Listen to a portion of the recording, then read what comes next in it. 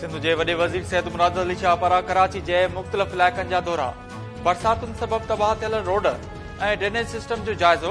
वॾे वज़ीर चयो त ॿोड़ सबबि सिंध में 80 सैकड़ो नुक़सान थियो आहे, 20 लख घर किरी तबाह थिया आहिनि। गॾियल क़ौमुनि जे सेक्रेटरी जनरल चयो त जेकॾहिं दुनिया अखि न खोली त ॿियनि जो बि वारो ईंदो। कराची जे दौरे दौरान ॻाल्हाईंदे वॾे वज़ीर मुराद अली शाह चयो त नौकरियूं न कंदड़ डॉक्टरनि खे नेकाली ॾिनी आहे। सरकारी अस्पतालुनि में डॉक्टरनि जी खोट आहे। इलेक्शन खां पोइ मेरिट ते नौकरियूं ॾींदासीं। वॾे वज़ीर मुराद अली शाह चयो त बिलावल भुट्टो हर जलसे में चवंदो हो त इमरान खान कठपुतली वज़ीर आज़म आहे। हाणे इमरान खान पाण बि चवे थो त हू कठपुतली हो। इमरान खान वज़ीर आज़म हुजण दौरान कॾहिं बि कराची न आयो, न वरी शहर में हिकु गटर जो ढकु लॻायो।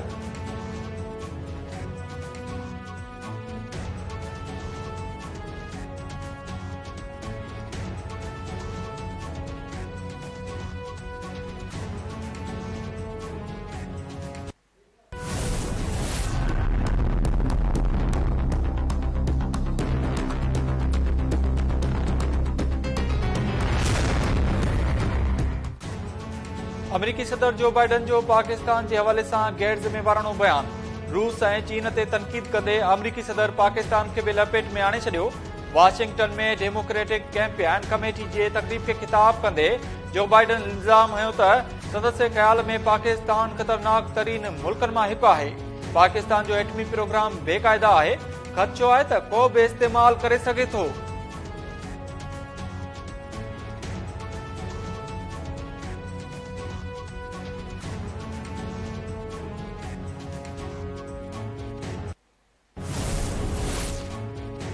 पाकिस्तान अमरीकी सदर जो बाइडन के बयान के गैर जरूरी करार दे छॾियो। परॾेही खाते जे सीनियर अमलदार जो चवणु आहे त समझण मुश्किल आहे त अमरीकी सदर गैर जरूरी रिमार्क्स कहिड़े तनाज़ुर में ॾिना। केतिरनि ई अमरीकी सदरनि ऐं उतां जी हुकूमतुनि पाकिस्तान जे एटमी प्रोग्राम जी सिक्योरिटी ऐं कंट्रोल खे सदाईं मौसर ऐं मयारी करार ॾिनो। अमरीकी सदर जो बयान सम्झ खां ॿाहिरि आहे।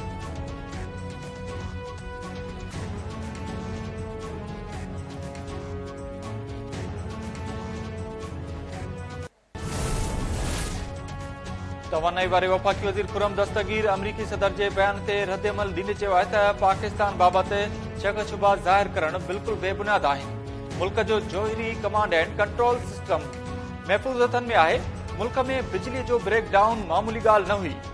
कराची ऐं फैसलाबाद जे इलाइक़नि में ब्रेकडाउन थियो, जंहिंजी जांच जारी आहे। सूमर ताईं रिपोर्ट अची वेंदी। कंहिं बि हिसे में ट्रांसमिशन की ख़राबी सबबि बिजली बंद न थी। गुजरावाला में प्रेस कॉन्फ्रेंस कंदे खुरम दस्तगीर चयो त बिजली के बिल्स में लागू कल फ्यूल एडजस्टमेंट चार्जेस घटाए 19 पैसा कई वही। सार्फिन के नवंबर के बिल्स में रिलीफ मिलंदो।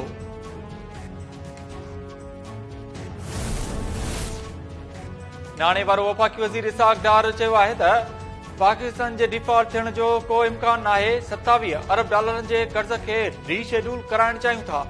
परॾेही ख़बरूं इदारे के इंटरव्यू ॾींदे इसाक डार चयो त बोर्ड सबब पाकिस्तान जो 32 अरब डॉलर्स जो नुक़सान थी चुको आहे। फसल वॾे पैमाने ते मुतासिर थिया आहिनि। ईंदड़ साल कणक ॿाहिरां घुराइण जी ज़रूरत पइजी सघे थी। पेरिस क्लब जे कर्ज़नि खां अलावा 27 अरब डॉलर्स जे कर्ज़नि जे रीशेड्यूल कराइण जूं कोशिशूं जारी आहिनि। बोर्ड खां पोइ पाकिस्तान जूं ज़रूरतूं मालियाती पूरियूं करण लाइ आलमी मालियाती इदारनि लचक जो मुज़ाहिरो कयो आहे। इसाक डार बरतानिया जे कॉमनवेल्थ एंड डेवलपमेंट बाबत परॾेही वज़ीर सां भी मुलाक़ात कई।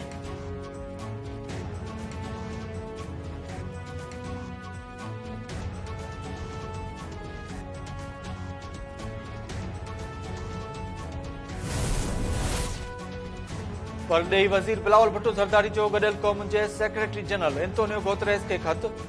बिलावल भुट्टो चयो त वालरियल कश्मीर जे ढांचे में तब्दीली गॾियल क़ौमुनि जे ठहराव जी भञकड़ी आहे। वालरियल कश्मीर एक मञियल आलमी तकरार आहे। कश्मीरियुनि खे पंहिंजा हक़ ख़ुद इरादत न ॾियणु अफ़सोसनाक अमल आहे। गॾियल क़ौमूं कश्मीर में गैर कानूनी भारतीय क़दमनि जो नोटिस वठनि।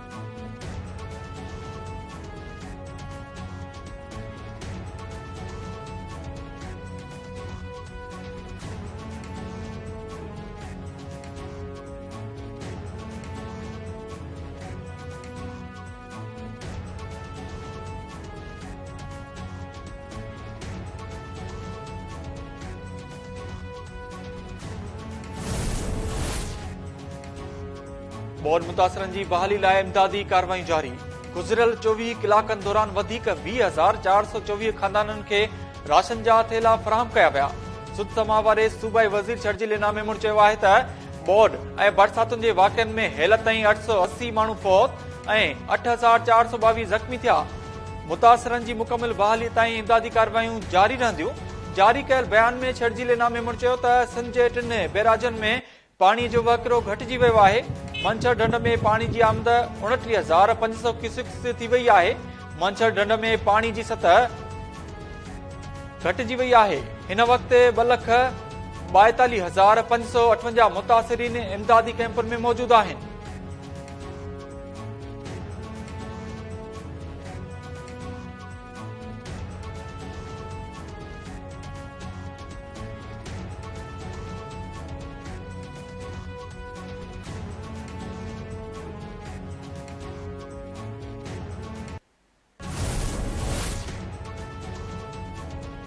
वफाकी हुकूमत पीटीआई चेयरमैन इमरान खान खिलाफ सुप्रीम कोर्ट में दाख़िल तौहीन अदालत जी दरख़्वास्त ते तकड़ी ॿुधणी जी इस्तदा करे छॾी।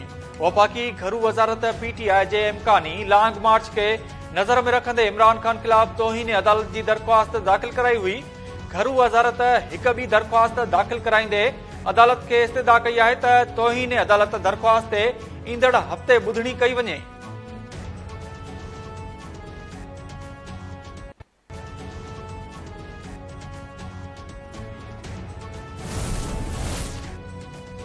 इमरान खान जो लॉन्ग मार्च थींदो या न? पीपी जे सीनियर अॻवान मंज़ूर वसाण अॻकथी करे छॾी। सूबाई सलाहकार चयो त हिन भेरे पीटीआई जो लॉन्ग मार्च न पर सफ़ाई थींदी, ॿुहारो बि घुमी सघिजे थो। इमरान खान जी जेका हाणे पोज़ीशन आहे उहा नवंबर खां पोइ मुकमिल तौर ते डाउन थी वेंदी। ऑडियो लीक खां पोइ इमरान खान जूं टंगूं ॾकण लॻियूं आहिनि। बनी ॻाल्हि में ख़ौफ़ जी फिज़ा आहे। इमरान खान खे वफ़ाक़ ऐं सिंध जो इक़्तिदार त परे, पर हाणे केपीके जी बि हुकूमत न मिलंदी। सियासी ग़लतियुनि सबबि इमरान खान लाइ इक़्तिदार जा समूरा दरवाज़ा बंदि थी चुका आहिनि।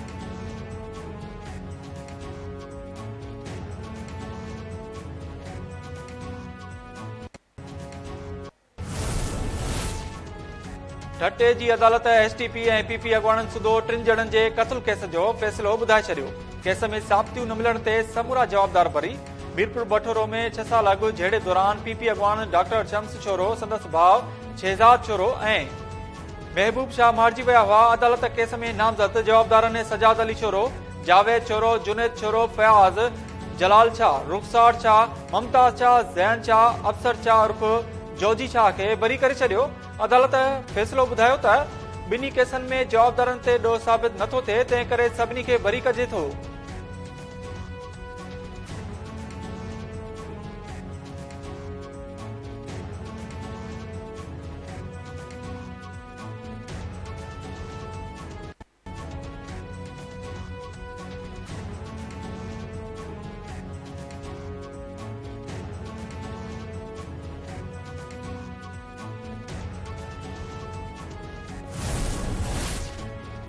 क़ौमी असेंबली जी 8 ऐं पंजाब असेंबली जे 3 तकनि ते नंढी चूंड सुभाणे थींदी। कराची जे NA 239 कोरंगी ते थींदड़ नंढी चूंड जूं तयारियूं मुकमिल। 30,000 खां वधीक हल्का सिक्योरिटी जा फर्ज़ सर अंजाम ॾींदा। ख़ैबर पख्तूनख्वा जे NA 22 मर्दान, NA 24 चारसदा ऐं NA 31 पिशावर ते बि चूंड मैदान सजंदो।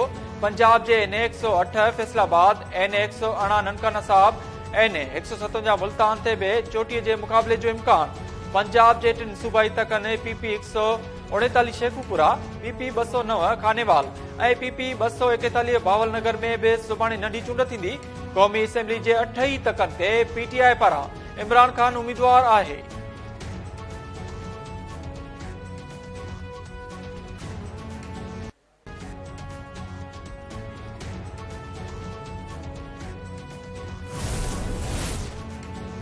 के इलेक्ट्रिक अमलदारनि सिंध हाई कोर्ट में बिजली बंदि थियण वारे मामले ते अदालत खां माफ़ी वठी छॾी। मुस्तक़बिल में बिजली बंदि न करण जी ख़ातिरी सिंध हाई कोर्ट के इलेक्ट्रिक जे CEO जा गिरफ़्तारी वारंट वापसि वठी छॾिया। जस्टिस सलाहुद्दीन कौर 2 ॾींहं अॻु के इलेक्ट्रिक जे CEO जा गिरफ़्तारी वारंट जारी कया हुआ।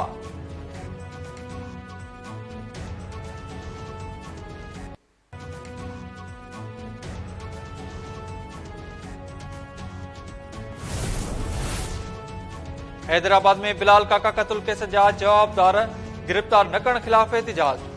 सिंध जे सिविल सोसाइटी जे अॻुवाननि ऐं काका बिरादरी जे माण्हुनि जो पैदल मार्च। धरणो पैदल मार्च गुल सेंटर खां ओल्ड कैंपस टू हैदर चौक खां रेडियो चौक ताईं कढियो वियो। एहतिजाज कंदड़नि चयो त हैदराबाद पुलिस बिलाल काका जे कातिलनि खे छूट ॾेई छॾी आहे। उहे आज़ाद घुमनि पिया। पुलिस सीधी तरह कातिलनि सां मिलियल आहे। सिंध में धारियनि जी आबादकारी सबबि सिंध जा नौजवान मायूस आहिनि। धारियनि खे नेकाली ॾिनी वञे।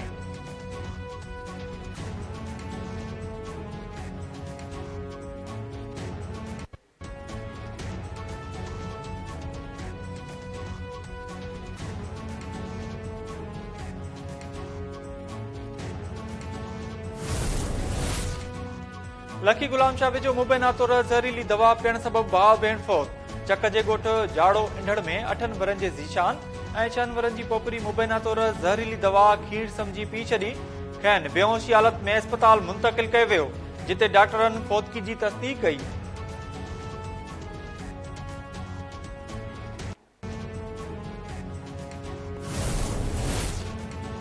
सिंध जो तारीख़ी बाग रनी कोट ज़बून हाल।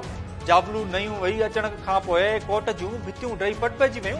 रनी कोट ॾांहुं वेंदड़ लिंक रोड मुख़्तलिफ़ हंधनि तां उखड़ियल, केतिरनि ई ॻोठनि जो ज़मीनी राब्तो कटियल। ॻोठाणनि मुतालबो कयो आहे त रनी कोट जी भितियुनि ऐं रोड रस्तनि जो कमु कराए वञे।